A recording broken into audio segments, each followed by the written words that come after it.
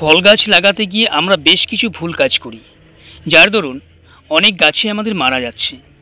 আমার এই পেয়ারা গাছটা দেখছেন তো, আজ থেকে 6 মাস আগে নার্সারির দোকান থেকে কিনে এনেছিলাম। আমি গতকালকে এটা লাগিয়েছি।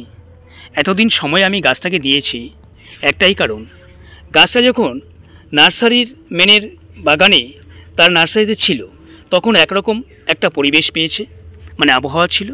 তারপরে যখন এটাকে আমি আমার বাগানে নিয়ে আসলাম, রীতিমতো কিন্তু আলাদা একটা ওয়েদারের মধ্যে সে চলে আসলো। এই সময়টার মধ্যে নিজেকে মানিয়ে নেওয়ার জন্য এই গাছটাকে সময় দিতে হবে। অর্থাৎ আমার বাগানের সাথে আপনার বাগানের সাথে প্রত্যেকটা গাছকে প্রথমে আগে অ্যাডাপ্টেশন করে নিতে হবে। পরবর্তী ভুল কাজটা করি মাটি তৈরি করতে গিয়ে, মাটিটাকে অতিরিক্ত পরিমাণে ফার্টিলি করে তুলি। মাটি কখনোই ফার্টিলি করবেন না।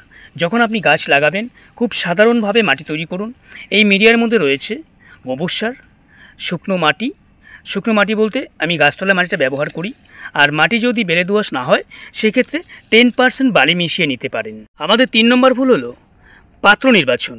ছোট একটা গাছকে কখনোই 12 ইঞ্চি মাপের পাত্রে লাগাবেন না, ছোট পাত্রে লাগাবেন।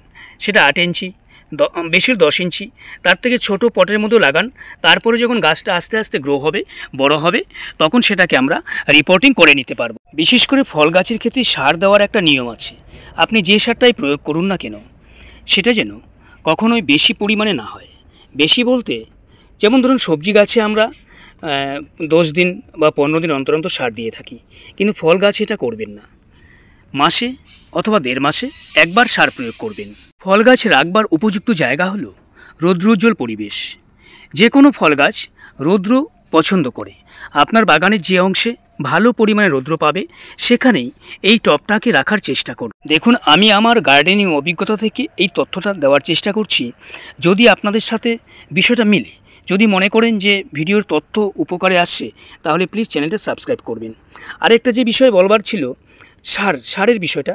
দেখুন, আপনি যদি রাসায়নিক সার দেন কখনোই প্রয়োজনের থেকে বেশি দেবেন না, অর্থাৎ কম পরিমাণে দেবেন। আর জৈব সার দিলে সেটা প্রয়োজনের তুলনায় বেশি যদি গাছের গুলিতে প্রয়োগ করেন, গাছের কোনো ক্ষতি হবে না।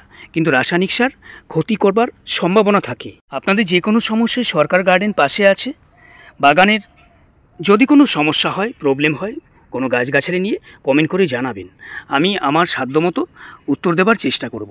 সবাই ভালো থাকবেন, সুস্থ থাকবেন।